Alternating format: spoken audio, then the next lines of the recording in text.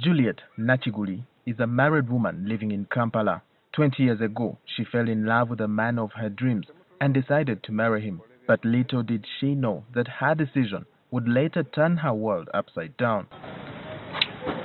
Last year, Nachiguli was standing outside their home in Kawempe, contemplating killing her family members and taking her own life.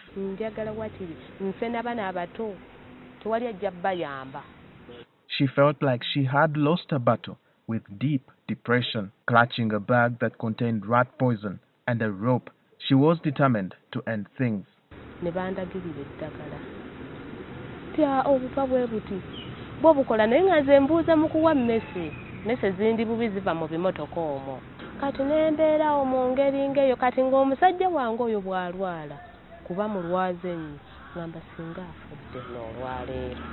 But a thought crossed her mind at the last minute that made her reconsider the decision.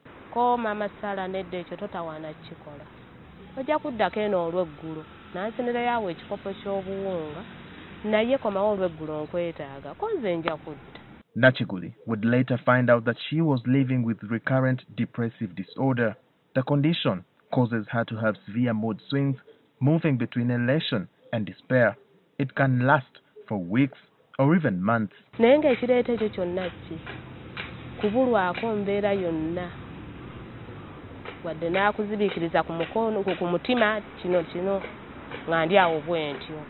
Many Ugandans with disorders like Nachiguli's are unaware they are suffering from depression.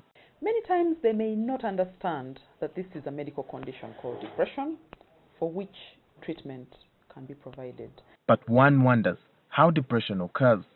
Some of its symptoms include poor appetite, loss of sleep, body pains, mood swings, and anxiety. It affects mood, a person's mood, in such a way that a person feels very sad for a prolonged period of time, usually 2 weeks or more. Depression can also lead to addictions, especially drugs and alcoholism. This, in most cases, is to help one get relief.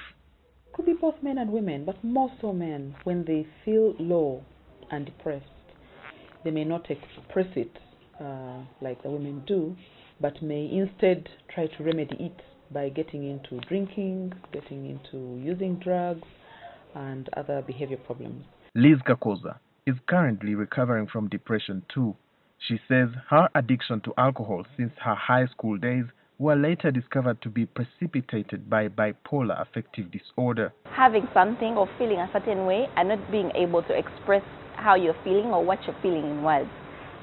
That's how difficult it is living with a mental health disorder. How then did this affect her life? In my instance, my joints used to hurt terribly, and for a long time it was diagnosed as this, that, the other.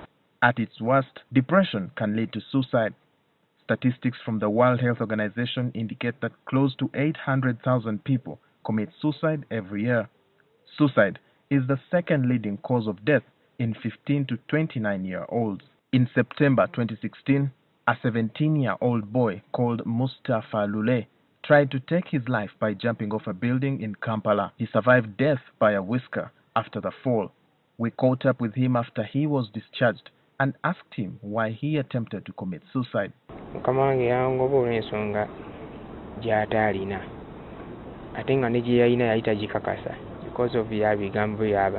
Trying to kill oneself is illegal in Uganda, punishable with imprisonment for up to 2 years. Lule was charged with attempted suicide and sent to prison. Statistics from the National Psychiatric Hospital in Butabika show that women are most affected by depression. Pregnancy and childbirth is particularly a big risk factor for women to develop depression. Studies have recorded up to 30% of pregnant women are being found with depression, and a whole range of prevalences has been found among the postpartum women. According to the World Health Organization, up to 300 million people are currently suffering from depression globally. Depression results from a complex interaction of social, psychological, and biological factors, as Dr. Naku explains. They may feel very guilty because they're very sad. They think the world around them is blaming them for whatever, or the world is very bad. So they tend to feel guilty about anything and everything, blame themselves for whatever is going on around them or whatever is happening to them, and they feel hopeless. So when the mood goes so low, everything becomes dark for this individual. Depression is a leading cause of disability worldwide and is a major contributor to the overall global burden of disease. Depending on the number and severity of symptoms, a depressive episode can be categorized as mild, moderate, or severe, and that also determines prescription of treatment. It can be treated at home or in the community, or it can be treated in hospital depending on the severity. And it can be treated by talk therapy in the community or by talk therapy by formal trained health workers like psychologists. If you have a milder form of depression, often we recommend that you have some talk therapy, because you can have informal talk therapy in the community, supportive counseling from relatives and friends and elders and church leaders. The talking may help only to an extent, but usually these people need medication, because if they don't get treated, then it gets very severe. It gets even more severe, and it puts people at risk of complications like suicide, homicide. By 2015, the World Health Organization had estimated that up to 11 million people are suffering from depression here in Uganda. 3 years later, the population stands at 39 million people. It is said that the number of people suffering from depression has more than doubled. But here at Butabika Hospital, the National Psychiatric Referral Hospital, up to 900 people can receive treatment at a time. So up to 7,000 people are seen in this hospital in a month, in the outpatients. When it comes to the inpatients, we admit new patients anything between 300 and 400 in a month, new patients. Not to mention a similar number of readmissions. There is a lot of stigma around mental illness. Many Ugandans believe that mental illness is linked to curses or demons. Despite that, the country only has about 36 psychiatrists. Dr. Naku says they are trained as medical professionals. We are very short on human resources still.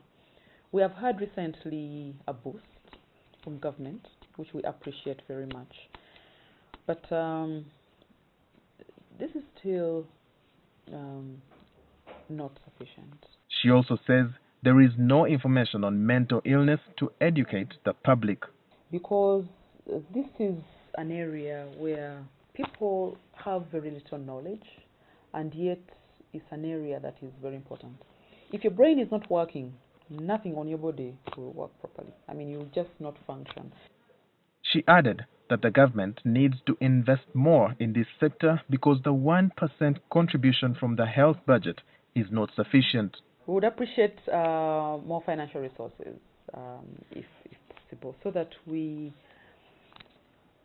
can develop services, better and be able to handle all the numbers that we have. But an organization based in Kampala called Strong Minds is training locals on how to provide treatment to depressed people.